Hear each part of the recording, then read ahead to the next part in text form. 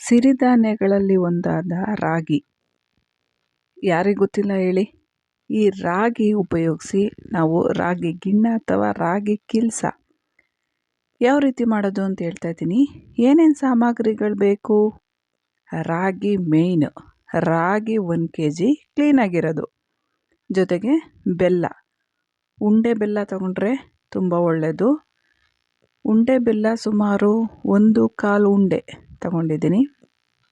ಅಂದರೆ ಸುಮಾರು ಒಂದು 200 ಗ್ರಾಮ್ ಇರುತ್ತೆ, ಸಾಕು. ನೆಕ್ಸ್ಟು ತುಪ್ಪ ಒಂದು 2 ಸ್ಪೂನ್ ಇದ್ದರೆ ಸಾಕು. ಈ ರಾಗಿ ಕಿಲ್ಸನ ಕೆಲವರು ತೆಂಗಿನಕಾಯಿನ ತುರಿದು ಹಾಲು ಬರುತ್ತಲ್ಲ, ಮಿಕ್ಸಿ ಮಾಡಿ ಆ ಹಾಲಲ್ಲೂ ಸಹ ತಿಂತಾರೆ, ತೆಂಗಿನಕಾಯಿ ಹಾಲಲ್ಲಿ. ಆ ರೀತಿಯೂ ಉಪಯೋಗಿಸ್ಬೋದು. ಅದೊಂದು 200 ಗ್ರಾಮು ಬೇಕು ಅನಿಸಿದ್ರೆ. ಇಲ್ಲ ಅಂದರೆ ಮೇಯ್ನ್ ರಾಗಿ ಬೆಲ್ಲ 2 ಇದ್ದರೆ ಸಾಕು. ಸೂಪರಾಗಿರೋ ರಾಗಿ ಗಿಣ್ಣ ಅಥವಾ ಕಿಲ್ಸ ಅಂತ ಕರೀತಾರೆ, ನಾವು ಮಾಡ್ಬೋದು. ಆರೋಗ್ಯಕ್ಕೂ ಒಳ್ಳೆಯದು, ಜೊತೆಗೆ ರುಚಿನೂ ಚೆನ್ನಾಗಿರುತ್ತೆ. ಮಕ್ಕಳು ಸಹ ಇಷ್ಟಪಟ್ಟು ತಿಂತಾರೆ. ಈ ರೀತಿ ಕೇಕ್ ಥರ ಬಿಡಿಯಾಗಿ ಬರುವಂತಹ ರಾಗಿ ಕಿಲ್ಸನ ಮಾಡೋದು ಹೇಗೆ? ತುಂಬ ಸುಲಭ. ಆದರೆ ಇದನ್ನು ಮಿಕ್ಸಿ ಮಾಡೋದು ಸ್ವಲ್ಪ ರಿಸ್ಕಿ. ತಾಳ್ಮೆಯಿಂದ ಮಾಡಬೇಕಷ್ಟೆ. ಸ್ವಲ್ಪ ಯಾಮಾರಿದ್ರೂ ಕೆಟ್ಟೋಗ್ಬಿಡುತ್ತೆ. ಸರಿ, ಏನೇನು ಮಾಡಬೇಕು? ರಾಗಿ ಗಿಣ್ಣ ಸುಮಾರು ಒಂದು 12ರಿಂದ 13 ಗಂಟೆ ಇರುತ್ತೆ ಅಷ್ಟೇ, ಆಮೇಲೆ ಅಳಿಸೋಗ್ಬಿಡುತ್ತೆ. ಇದನ್ನು ನಾವು ಪ್ರಿಸರ್ವ್ ಮಾಡಬೇಕು ಅಂದರೆ ಇನ್ನೊಂದು ಸಲ ಕುಕ್ಕರಲ್ಲಿ ಕೂಗಿಸಿ ಇಟ್ಟರೆ 24 ಗಂಟೆ ಇರುತ್ತೆ. ಇದನ್ನು ಕೆಲವರು ಹಾಲಾಗೂ ಸಹ, ಬೆಲ್ಲ ರಾಗಿ ಹಾಲನ್ನು ಸಹ ಕುಡಿತಾರೆ. ಸರಿ, ಮೊದಲನೇದಾಗಿ ಕ್ಲೀನಾಗಿರೋ ರಾಗಿನ ಸುಮಾರು 1 kg ತೊಗೊಂಡಿದ್ದೀನಿ. ರಾಗಿನ ಕ್ಲೀನ್ ಮಾಡಬೇಕು ಅಂದರೆ ಸಿಲ್ವರ್ ಪಾತ್ರೆಯಲ್ಲಿ 2 ಪಾತ್ರೆ ತೊಗೊಂಡು ಜಾಲಿಸ್ತಾ ಬಂದರೆ ಅದ್ರ ಒಳಗಿರೋ ಕಲ್ಲೆಲ್ಲ ತಳಗೆ ಸೇರ್ಕೊಳ್ಳುತ್ತೆ. ಅದನ್ನು ಇನ್ನೊಂದು ಪಾತ್ರೆಗೆ ಹಾಕಿ ಆ ಪಾತ್ರೆಯಲ್ಲೂ ಜಾಲಿಸಿದ್ರೆ ಸಣ್ಣ ಕಲ್ಲುಗಳೇನಾದ್ರು ಇದ್ದರೆ ಆ ಸಿಲ್ವರ್ ಪಾತ್ರೆಯ ತಳಭಾಗದಲ್ಲಿ ಸೇರ್ಕೊಳ್ಳುತ್ತೆ.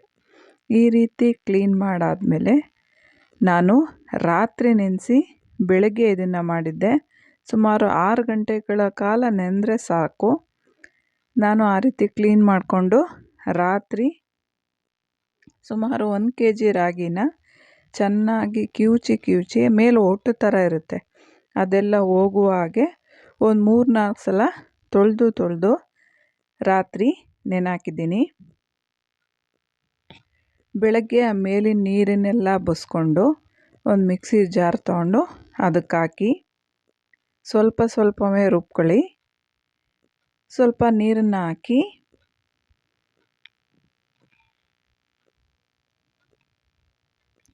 ಸ್ವಲ್ಪ ಆದಷ್ಟು ನುಣ್ಣಗೆ ರುಬ್ಬಬೇಕು.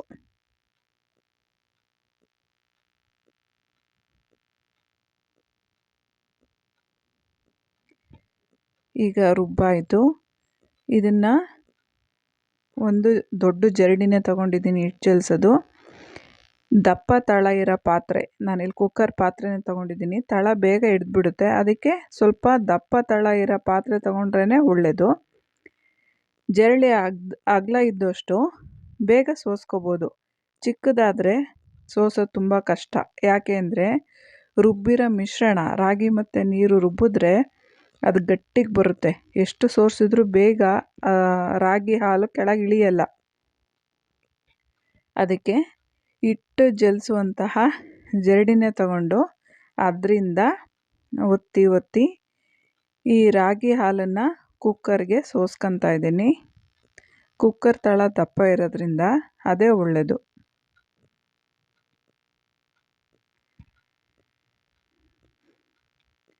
ಒಂದೇ ಸಲ ಆಗಲ್ಲ, ನಾನಿಲ್ಲಿ ಸುಮಾರು 4-5 ಸಲ ಈ ಥರ ರುಬ್ಬಿ ಸೋಸ್ಕೊಂಡಿದ್ದೀನಿ.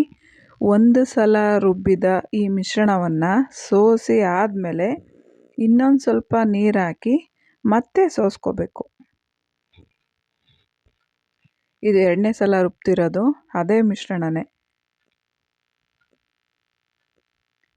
ಇನ್ನೊಂದು ಪಾತ್ರೆಯಲ್ಲಿ ರುಬ್ಕೊಳ್ಳೋ ಮುಂಚೆ ಸುಮಾರು 2 ಗ್ಲಾಸಷ್ಟು ನೀರನ್ನು ಹಾಕಿ 1 ಕೆ ಜಿಗೆ ಸುಮಾರು 2 ಗ್ಲಾಸಷ್ಟು ನೀರನ್ನು ಹಾಕಿ ಉಂಡೆ ಬೆಲ್ಲವನ್ನು ಕುಟ್ಕೊಂಡು ಸುಮಾರು 1 ಉಂಡೆ ಬೆಲ್ಲ, ಇನ್ನೊಂದು ಸ್ವಲ್ಪ ಚಿಕ್ಕ ಉಂಡೆ, ಇದನ್ನು ಹಾಕಿ ದಪ್ಪವಾಗಿ ಕುಟ್ಟಿ ಈ ನೀರಿಗೆ ಹಾಕಿ ಕುದಿಯೋಕೆ ಇಟ್ಟಿದ್ದೀನಿ. ಈ ಕಡೆ ಇನ್ನೊಂದು ಜಾಗದಲ್ಲಿ ಕುಕ್ಕರ್ ಆನ್ ಮಾಡಬಾರ್ದು. ಫಸ್ಟು ಈ ರಾಗಿ ಹಾಲನ್ನು ಎಲ್ಲ ರುಬ್ಬಿ ಆ ಒಟ್ಟನ್ನು ಎಸಿಬಿಡಿ, ಅದರಲ್ಲಿ ಇನ್ನೂ ಹಾಲು ಬರ್ತಾನೆ ಇರುತ್ತೆ. ಒಂದು 2-3 ಸಲ ಆ ಥರ ಪ್ರೋಸೆಸ್ ಮಾಡಬೇಕು.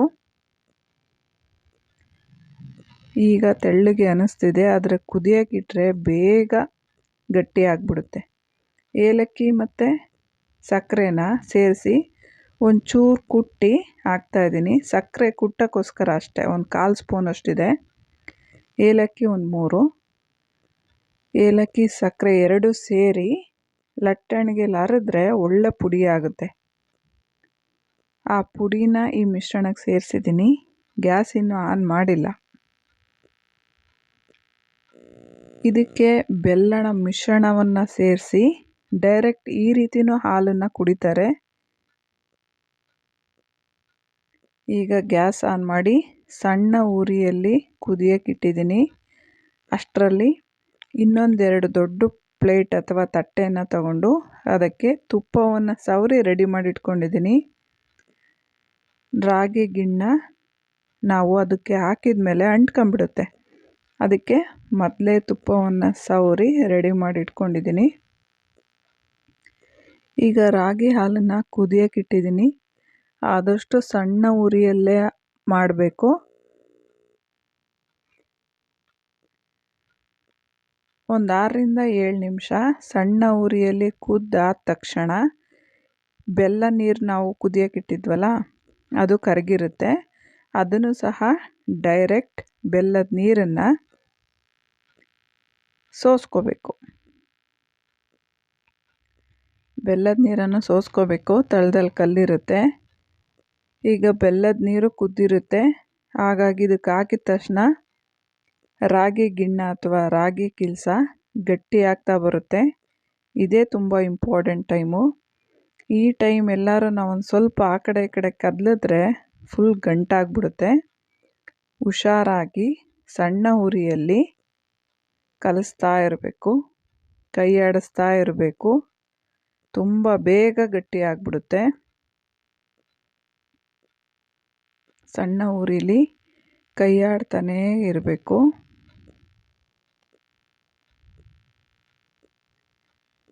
ಒಂದು 10 ನಿಮಿಷ ಸಣ್ಣ ಉರಿಯಲ್ಲಿ ಚೆನ್ನಾಗಿ ಕುದ್ದ ತಕ್ಷಣ ಅದು ನಮಗೆ ಅಂದಾಜು ಗೊತ್ತಾಗುತ್ತೆ. ಆಮೇಲೆ ತಟ್ಟೆಗೆ ಸುರಿಬೇಕು. 1 ಗಂಟೆ ಫುಲ್ ತಣ್ಣಗಾದ್ಮೇಲೆ ಒಂದು ಚಾಕು ತಗೊಂಡು ನಿಧಾನಕ್ಕೆ ಕಟ್ ಮಾಡಬೇಕು.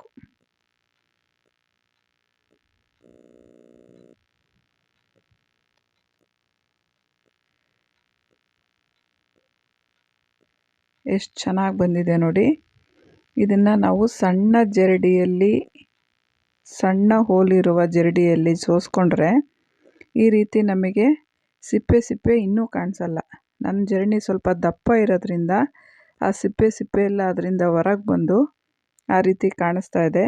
ಸಣ್ಣ ಜರಡಿ ಅಥವಾ ಕಾಟನ್ ತೆಳು ಬಟ್ಟೆಲೂ ಸಹ ಸೋಸ್ತಾರೆ. ಆಗ ಈ ರೀತಿ ಸಿಪ್ಪೆ ಕಾಣಿಸಲ್ಲ, ಇನ್ನೂ ಚೆನ್ನಾಗಿ ಕಾಣಿಸುತ್ತೆ. ಓಕೆ, ಇಲ್ಲಿ ಚಂದ ಮುಖ್ಯ ಅಲ್ಲ, ಆರೋಗ್ಯ ಮುಖ್ಯ. ಸೊ ರಾಗಿ ಗಿಣ್ಣ ರೆಡಿ. ತುಂಬ ಚೆನ್ನಾಗಿರುತ್ತೆ, ಮಕ್ಕಳು ಇಷ್ಟಪಟ್ಟು ತಿಂತಾರೆ. ನೀವು ಒಂದು ಸಲ ಮಾಡಿ ನೋಡಿ ಅಂತ ಹೇಳ್ತಾ ಇದ್ದೀನಿ. ಈ ರಾಗಿ ಗಿಣ್ಣನ್ನು ಡೈರೆಕ್ಟ್ ಈ ಪೀಸೇ ತಿಂತಾರೆ ಕೆಲವರು. ಇನ್ನು ಕೆಲವರಿಗೆ ಇದಕ್ಕೆ ಕಾಯಿ ಹಾಲು ಮಾಡಿದ್ರೆ ತುಂಬ ಚಂದ ಅಂತ ಕಾಯಿನ ತುರಿದು ಅದಕ್ಕೆ ಸ್ವಲ್ಪ ನೀರು ಹಾಕಿ ರುಬ್ಬೋದಷ್ಟೇ, ಏನೂ ಸೇರಿಸಂಗಿಲ್ಲ. ಬರೀ ಕಾಯಿ ನೀರನ್ನು ಮಿಕ್ಸಿಯಲ್ಲಿ ರುಬ್ಬಿ ಅದನ್ನು ಕಾಯಿ ರಸದ ಥರ ರಾಗಿ ಗಿಣ್ಣ ಹಾಕಿ ಕಿವುಚಿ ತಿಂತಾರೆ. ಅದು ಸಹ ತುಂಬ ಚೆನ್ನಾಗಿರುತ್ತೆ.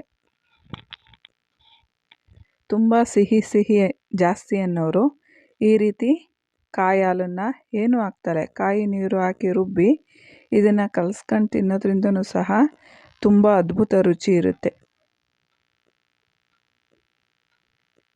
ನಿಮಗೆ ಯಾವ ರೀತಿ ಇಷ್ಟ ಆಗುತ್ತೋ ಆ ರೀತಿ ಯೂಸ್ ಮಾಡಿ. ನೀವು ಒಂದು ಸಲ ಮಾಡಿ ನೋಡಿ ಅಂತ ಹೇಳ್ತಾ ಈ ವಿಡಿಯೋ ಮುಗಿಸ್ತಾ ಇದ್ದೀನಿ. Thank you for watching. ಈ ವಿಡಿಯೋ ನಿಮಗೆ ಇಷ್ಟವಾದಲ್ಲಿ ಲೈಕ್ ಮಾಡಿ, ಶೇರ್ ಮಾಡಿ ಮತ್ತು ಸಬ್ಸ್ಕ್ರೈಬ್ ಮಾಡ್ಕೊಳ್ಳಿ. Thank you for watching.